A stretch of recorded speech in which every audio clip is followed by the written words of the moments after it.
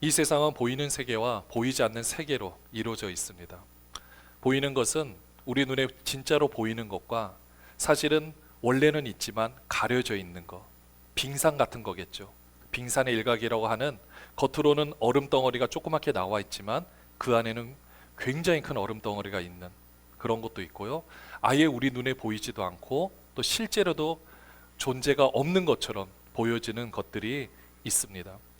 정말 이것과는 다르게 우리 눈에 보여지는 모든 것들이 있는데요.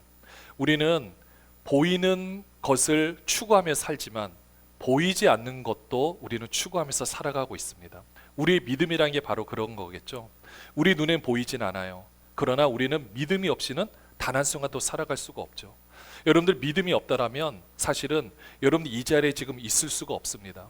여러분들 지금 만약에 이 건물이 무너진다라고 생각하면은 여러분들 어떠실 것 같습니까? 나가셔야겠죠. 우리는 지금 어떤 믿음이 있느냐? 지금 이 건물이 무너지지 않을 거란 믿음이 있어요. 여러분들 운전을 하고 오셨죠? 또 버스나 지하철을 타고 오셨죠? 그 지하철이 탈선을 하지 않을 믿음, 버스가 사고 나지 않을 믿음, 저 차들이 나한테로 돌진하지 않을 믿음, 사실은 이런 믿음이 없다라면 우리는 살아갈 수가 없습니다.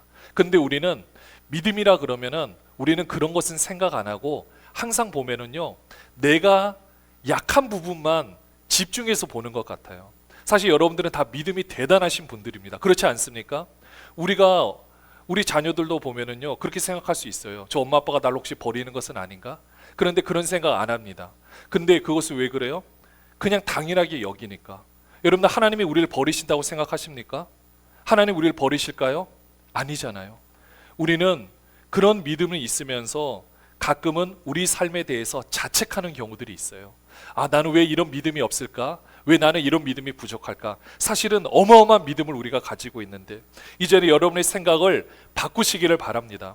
내가 믿음이 없다고 생각하는 것이 아니라 정말 내가 그 부분은 좀 약한 부분은 맞지만 내가 이 부분을 내가 정말 온전히 하나님께서 새롭게 해주고 계시는구나. 내가 어제는 믿음이 좀 약했고 내가 어제는 좀 나의 신앙이 약한 것 같았는데 오늘 하루는 하나님께서 또 새로운 힘을 주시는구나. 새로운 능력을 주시는구나. 이렇게 바라보는 여러분 되시기를 주님의 이름으로 축원합니다. 사랑하는 여러분들, 사실 우리 눈에는 보이지 않는 이런 믿음도 있고요. 또 영적인 세계들도 분명히 있습니다. 근데 이 영적인 세계에 대해서 우리가 관심을 가지는 것은 좋지만 사실은 영적인 세계는 보이는 우리 물질 세계하고 다 연결이 되어 있습니다. 여러분들 우리가 서로의 눈빛을 보면은요, 사실 우리 육신의 눈빛뿐만 아니라 여러분들이 혹시라도 아픈 사람의 눈빛을 본 적이 있는지 모르겠지만 아니면은 혹시라도 돌아가신 분의 눈빛은 볼 수는 없지만 여러분들 우리가 서로를 볼 때도요, 우리 겉으로 육체가 있지만 서로의 눈빛을 보면 그 사람의 뭔가 살아있다는 것을 느낄 때가 있습니다. 때로는 그 눈빛이 어둡다? 그러면 그 마음이 힘들거나 어려운 경우죠. 때로는 영적으로 힘든 경우들도 있습니다. 우리가 그런 모습을 서로 볼 때 보이진 않지만 그런 세계가 분명히 있구나 느낄 거예요. 그런데 이것은 다 이렇게 연결이 되어 있습니다. 그렇기 때문에 우리는 보이지 않는 세계를 추구하고 생각하지만은 사실은 우리 보이는 것에 집중을 하는 것이 훨씬 더 중요한 것을 보게 됩니다. 여러분들 우리가 놓치는 게 뭐냐면은요, 내가 신앙생활을 해오고 삶을 살아오면서 내가 절대 이 모습은 바뀌지 않을 것 같다라고 생각하는 모습들이 혹시 있으십니까? 사실은 잘 생각해 보면 그 모습이 어떻게 보면 영적으로 내가 눌려있는 부분이라고 생각하시면 됩니다. 그러니까 영적이라고 해서 막 대단한 걸 생각하는 것이 아니라 나는 이 부분은 내 원래 고유의 내 성질이야. 이거는 나의 성품이야. 그러니까 이거는 절대 당신은 건드리지 마. 이거는 절대 너네들은 건드리지 마 라고 생각하는 우리의 모습들이 있습니다. 그런데 그런 모습에 우리는 되게 집착을 하는 경우들이 있어요. 근데 잘 보면요, 오히려 근데 예전에 신앙생활을 하면서 그냥 교회를 다니고 신앙생활을 할 때는 아무런 문제가 안 됩니다. 근데 언제 문제가 되느냐? 내가 이제 성령의 역사로 정말 예수 그리스도를 인격적으로 영접을 하고 만나고 나서 하나님의 생명력이 안에서 딱 깨어졌을 때, 이 생명의 안에서 딱 중생이라 그러죠. 태어났을 때 이제 이때부터 문제가 생기는 겁니다. 지금 우리가 다음 세대들이 저기에 어린아이들이 놀고 있어요. 여러분도 혹시 이 말씀 들어보셨나요? 미운 4살, 그 다음에 참 강단에서 말하기 뭐한데 죽이고 싶은 7살. 여러분들 왜 이런 말을 할까요? 그 전에는 자신의 자아라는 개념 자체가 없었어요. 그러니까 존재는 하는데 그냥 엄마만 보면 그냥 좋은 거예요. 근데 4살 되면 자신의 자아가 생겨요. 그러니까 자아가 이제 꿈틀거려요. 그러면 어때요? 엄마는 하라고 하는데 내가 왜 그것을 해야 되냐면서 본인 성질이 나와요. 그러다가 이제 사춘기가 되면 혹시 그런 말 들어보셨습니까? 북한에서 우리나라에 간첩을 못 보내는 이유가 우리나라에 중위가 있어서. 못 들어보셨죠? 네. 절대 상대를 할 수 없어서, 네. 어떻게 나올지를 몰라서 못 내려온다라는 얘기가 있습니다. 그 정도로 그 중2 때, 4살, 7살 중2 때가 나라는 존재를 정확하게 깨달아가는 순간이에요. 그렇게 되면은 그때부터는 서로 관계를 맺는데 어려움이 생깁니다. 사실은 정상적인 거예요. 그 과정을 겪지 않으면요, 여러분들 그냥 그 나이에 머물러 있어야 되는 거예요.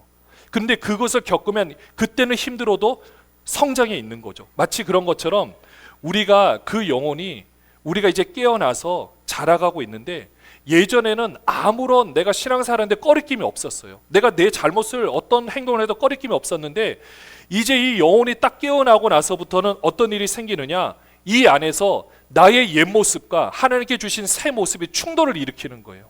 그러니까 이 안에서 막 난리가 나는 겁니다. 그때부터 막 힘이 들기 시작하고요, 막 가슴이 답답하기도 하고요, 막 여러 가지 많은 증상들이 나타나요. 근데 이때 우리는 어떻게 생각하느냐? 아, 내가 신앙생활 잘 못하는 건가? 아니면 내가 이 부분에 대해서 내가 왜 기도가 좀 부족한 건가? 이렇게 생각할 수 있어요. 그러나 그런 것이 아니라 그게 자연스러운 현상이라는 겁니다. 그때 나의 예전의 모습들, 내가 힘들어했던 나의 모습들이 하나님께서 영의 그 하나님의 생명력으로 만져가시는 시간들이라는 겁니다. 그때부터 그래서 우리는 계속해서 기도와 말씀의 공급이 필요한 거죠. 우리 4살, 7살 그 중2 때 그 힘들고 어려울 때도 이 교육에 관한 이야기들을 들어보면 항상 변함없이 그 존재를 제한하지 말고 계속해서 격려해주고 이야기해주라고. 물론 말은 쉽지 참 어려워요. 근데 그렇게 해주라고 말하는 것처럼 우리가 그런 상황에 딱 맞닥뜨리면, 내가 왜 하나님 이렇게 신앙생활을 하려고 그러는데 왜 이런 힘든 마음이 계속해서 가시지 않습니까? 이렇게 기도할 때도 있지만요, 그때 하나님께서 내가 계속 기도를 하면 하나님께서 그 부분을 만지셔서 우리를 새롭게 하시는 줄로 믿습니다. 근데 그때가 하나님께서 내가 딱 그런 힘든 일이 생길 때, 이때 여러분들 딱 생각하시면 됩니다. 아, 이제야 비로소 내가 하나님을 직접 배우는 단계구나. 내가 이제 정말 하나님을 제대로 만날 수 있는 단계구나. 이렇게 생각하시면 돼요. 근데 너무나도 안타까운 경우는 어떤 경우가 있냐면요, 사실 먼저 결론적인 것은 우리 예수 믿는 사람에게는 귀신의 안에 들어와서 절대 그 안에서 역사할 수가 없습니다. 그 말은요, 그러니까 통치, 온전히 지배를 할 수는 없어요. 그건 결론입니다. 그런데 어떤 거는 있느냐, 생각 속에서 자꾸 안 좋은 생각을 집어넣는 경우들은 있습니다. 그러니까 우리는 어떻게 해야 돼요? 내가 이제까지 살아왔고 내 삶의 방식에서 나는 절대 변하지 않을 거야가 아니라, 이제는 하나님께서 내 마음에 균열을 일으키세요.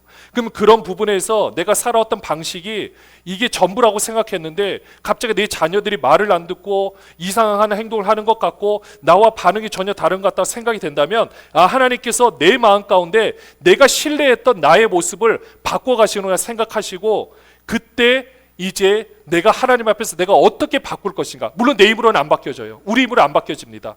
그러면 하나님께서 나를 어떻게 만져가실까에 초점을 맞추시면 돼요. 근데 안타까운 경우는 이때, 그리고 그 전까지 해서 내가 내 생각을 받아들이는 것도 아니고 악한 영이 주는 생각을 받아들여서 내 삶이 완전히 망가지는 경우들이 있는 것을 보게 됩니다. 이게 너무 안타까운 것 같아요. 저도 이제까지 수많은 분들을 이렇게 만나면서 하나님께서 참 그런 귀한 경험들을 주시면서 볼 때, 예수 믿는 분들이 계시는데 믿지 않는 남편 때문에, 갈등 때문에 힘들어하는 경우들이 있는데요, 근데 그 갈등의 내용들을 보면 정말 이 자리에서 말하기 어려울 정도로 참 힘든 내용들이 있습니다. 근데 보면은요, 하나같이 얘기하는 것은, 공통점인 것은 그때 그런 행동을 하는 모습을 보면 이거는 사람의 모습이 아닌 것 같다 라는 게 다 공통되는 이야기예요. 저도 그게 어떤 건지 조금은 알 것 같습니다. 그러니까 이걸 가지고 그냥 사람이 가만히 있는데 귀신이 막 조전다 이렇게 생각할 것이 아니라 우리가 그 가운데서 안 좋은 생각을 집어넣어주는 것을 계속해서 내가 받아들이고 내 것으로 생각하면 정말로 그렇게 되는 거예요. 그럼 너무 안타까운 삶을 살게 된다는 것입니다. 이렇게 귀신의 영향 가운데, 악한 영의 영향 가운데 살고 있는 사람들이 너무나도 많아요. 그래서 가정폭력을 일으키고, 때로는 보통 사회에서 소시오패스라고 그러죠. 사회적으로 적응을 못해서 수많은 사람들을 죽이고 자신도 스스로 목숨을 끊는 이런 모습들, 우리가 생각했을 때 과연 사람의 탈을 쓰고 이런 일들이 일어날 수 있을까 대한 수많은 범죄들, 물론 이런 모든 경우가 다 그거라고 단정 지을 수는 없겠지만 이런 모든 안타까운 경우, 이런 삶의 모습 가운데 힘들어하는 사람이 너무나도 많다라는 것입니다. 오늘 말씀에서도 보면은요, 한 아버지의 아들이 나타나는데 이런 모습이 나타나요. 18절에 보시면 오늘 본문에 어떻게 하냐면요, 귀신이 어디서든지 그를 잡으면 거꾸러져 거품을 흘리며 이를 갈며 그리고 파리에 지는지라. 자, 이렇게 표현을 하고 있습니다. 여기서도 귀신이 어떻게 그를 묘사하고 있는지 나타나고 있어요. 물론 다 일반적으로 이런 경우가 나타나는 것은 아닙니다. 그러나 우리의 생각 속에서 지금 우리를 자꾸 조종하려고 하는 것이 무엇인지 우리는 생각해 보면 된다라는 거죠. 어떻게 보면 이렇게 힘들게 정말 귀신 때문에 고통당하는 사람들이 있습니다. 그러면 여러분들, 우리는 어떻게 해야 될까요? 여러분들의 주위의 사람들이 이렇다면 우리는 어떻게 해야 되겠습니까? 중요한 것은 선포하는 겁니다. 이 선포가 어떤 거냐? 우선 우리한테 적용을 해보면요, 여러분들 자꾸 안 좋은 생각이 들어올 때가 있습니다. 그러면 그런 생각이 들어올 때 우리는 어떻게 해야 돼요? 우리는 거기에 대고 선포하는 겁니다. 나는 하나님의 자녀라고, 나는 하나님께서 인도하신 놀라운 계획을 가진 하나님의 고귀한 존재라고, 우리 자신에게 계속해서 우리가 되뇌어 줄 필요가 있습니다. 사실 이런 생각이 들어오면 우리가 의기소침해져요. 예전에도 보면 복음을 전할 때, 특별히 새생명 축제를 앞두고 제가 이제 전도대를 담당하다 보니까 열심히 전도를 하고 이렇게 할 때 갑자기 잘 하시다가 갑자기 안 나오세요. 그럼 그래서 연락을 해봐요. 그러면 왜 그러는가 그랬더니 옆에서 누군가가 이런 말을 했대요. 아니, 본인 남편도 전도 못하면서 지금 여기서 뭐 하는 거냐고. 물론 그 직접 그런 건 아니지만 비슷한 그런 얘기로 오니까 갑자기 우수수수 이렇게 다 안 나오시는 거예요. 여러분들 바꿔 생각하면 남편분이 안 나오시는데도 나오시는 게 진짜 대단한 거 아닙니까?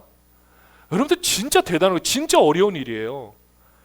정말 그게 귀한 일이고 감사한 일인데 그 말 때문에 결국은 그의 믿음이 해왔던 모든 것들을 내려놓고 모든 것이 아니라고 부정하는 안타까운 모습, 얼마나 마음이 아픈지 모릅니다. 우리도 그럴 때 있잖아요. 내가 열심히 신앙생활하고 열심히 하는데 뭔가 옆에서 한마디 던지는 것 때문에, 때로는 말하지도 않았어요. 그냥 어떤 생각이 나를 사로잡아서 내가 하려고 했던 것들을 다 못해서 막 내려놓는 경우들이 있습니다. 얼마나 안타깝습니까? 이럴 때 우리는 어떻게 해야 된다고요? 선포해야 되는 줄로 믿습니다. 우리 자신에게 말씀으로 선포하십시오. 나는 하나님의 자녀라고, 아무것도 나한테 역사할 수가 없다고, 온전히 하나님의 것이라고. 그러니까 여러분들 옆에서 생각을 집어넣어 줄 수는 있어요. 근데 안 받아주시면 돼요. 내가 그것을 받지 않고 내 것으로 인정하지 않고 그냥 지나가는 것이라고 생각하면 되는 겁니다. 그리고 우리 자신뿐만 아니라 우리 옆에 있는 존재, 옆에 있는 분들에게도 선포해 주시기 바랍니다. 축복의 말을 선포해 주시고요, 정말 너무나도 귀한 존재라고 우리가 서로 격려해 주는 것이 필요합니다. 사랑하는 여러분들, 근데 이렇게 하기 위해서 꼭 필요한 것이 있습니다.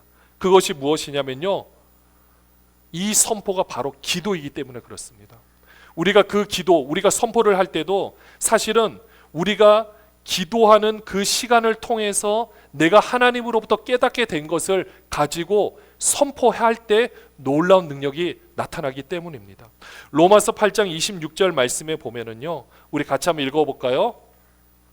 이와 같이 성령도 우리의 연약함을 도우시나니 우리는 마땅히 기도할 바를 알지 못하나 오직 성령이 말할 수 없는 탄식으로 우리를 위하여 친히 간구하시느니라. 할렐루야.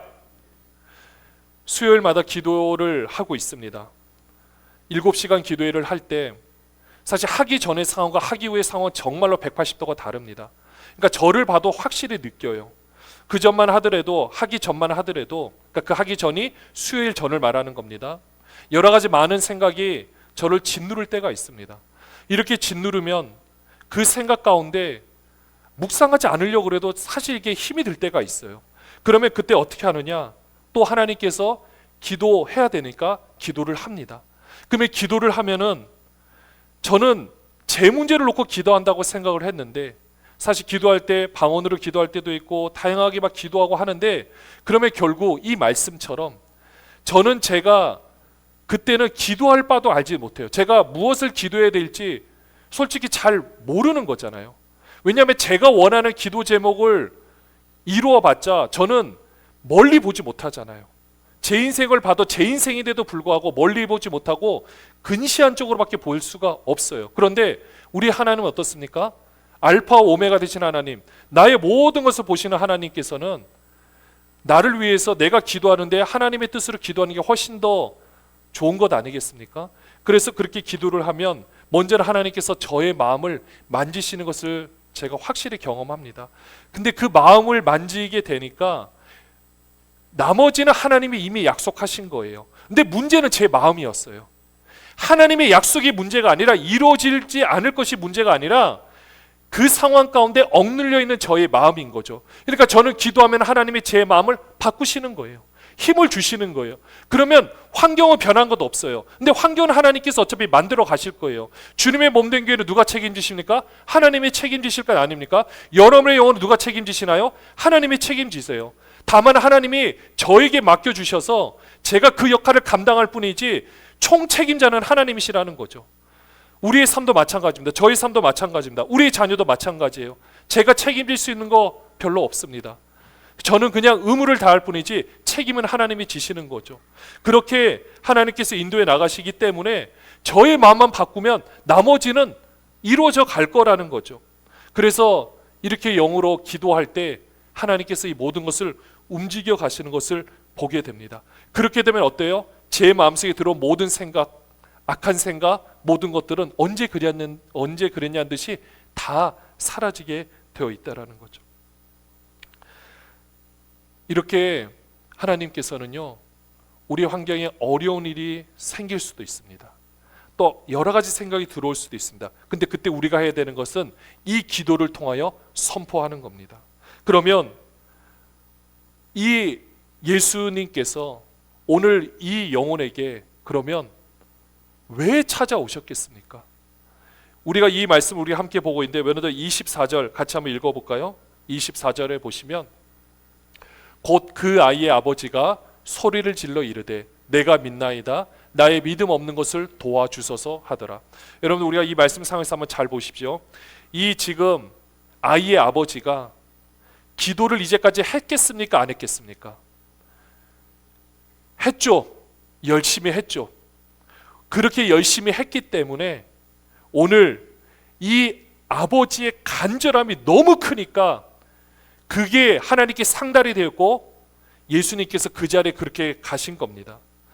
결국 이것을 보면 알 수 있는 것은요, 우리에게 있어서 내 영혼과 내 주의 영혼을 기도할 때 정말 우리에게 필요한 것은 뭐냐면 이 간절한 마음입니다. 우리의 기도의 미사오구가 화려하지 않아도 내 마음이 간절한 마음이 있으면 하나님께서는 그 기도를 들으시는 줄로 믿습니다.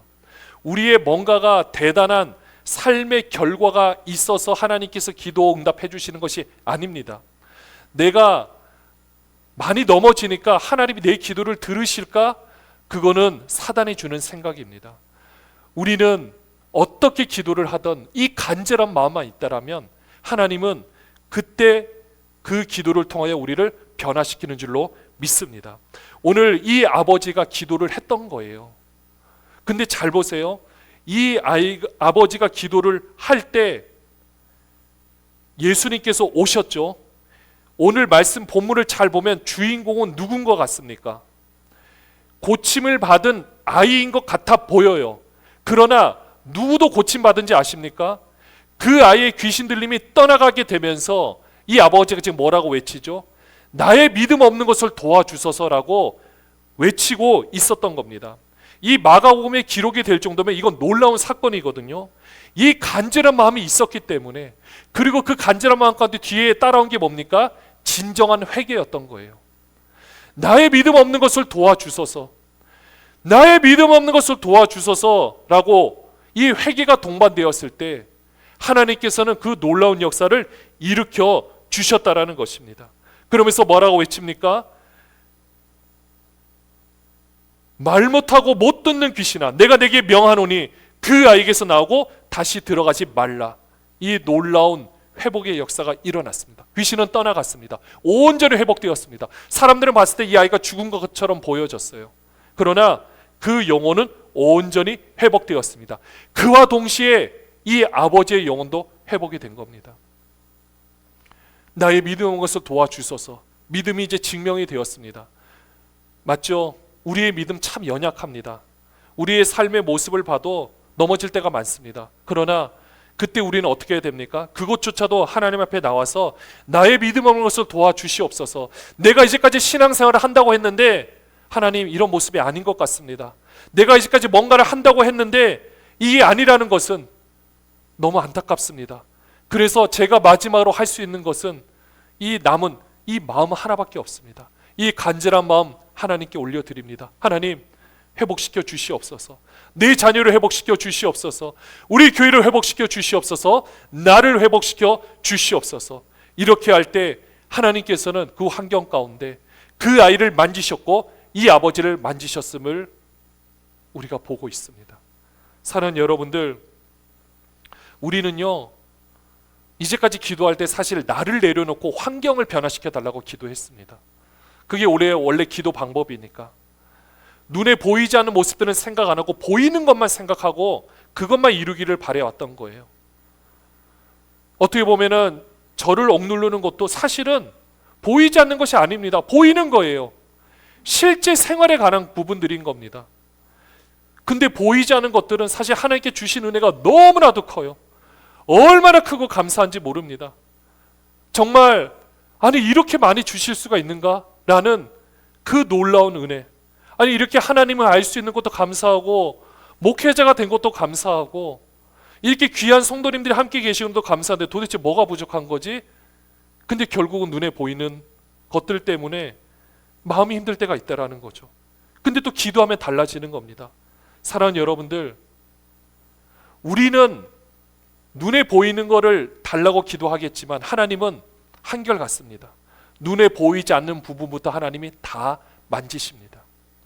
우리가 겉으로 드러나는 상처, 우리는 그 상처에 안에가 골마서 나타나는 증상이 있는데 그때는 그 안에 골문 염증을 제거하고 원인을 치료를 해야만 겉에 있는 부분까지 낫게 됩니다. 지금 우리의 모습 가운데 우리가 생각할 때는 내가 이 부분이 바뀌지 않는다라고, 내 환경에 이 부분이 바뀌지 않는 것 같다라고 기도하면 하나님은 우리의 내면에 우리의 아픈 부분부터 만지십니다. 그리고 그 부분을 먼저 치유하십니다. 그리고 회복시키십니다.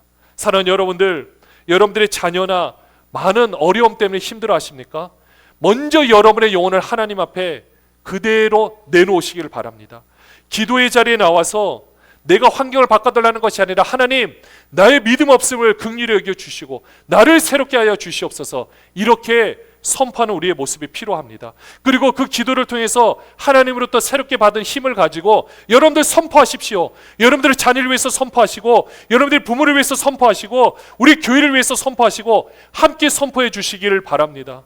오늘 우리 안수 집사님께서 기도를 통해서 선포했던 것처럼 새로운 예수 사랑교회가 새로운 역사를 써가는 것, 여러분들이 함께 선포해 주시면 됩니다.